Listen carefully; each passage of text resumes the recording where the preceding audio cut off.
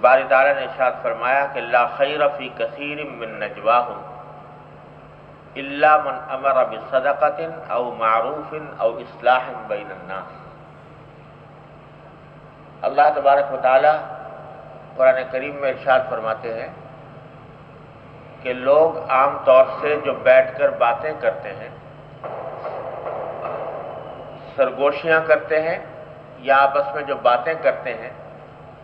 ان میں سے اکثر باتوں میں خیر نہیں ہوتی۔ یہ الفاظ ہیں قرآن کریم کے، لا خیر فی کثیر من نجوا، لوگوں کی آپس کی باتوں میں ان میں سے اکثر بہت سی باتوں میں خیر نہیں ہوتی، الا من امر بصدقۃ، البتہ اگر لوگ آپس میں باتیں کر رہے ہیں ایسی جس سے ایک شخص دوسرے کو کسی صدقے کی ترغیب دے رہا ہے، او معروف، یا کسی نیک بات کی ترغیب دے رہا ہے، او اصلاح بین الناس، یا لوگوں کے درمیان جھگڑا ختم کرانے اور مصالحت کی ترغیب دے رہا ہے، تو ایسی بات میں خیر ہے،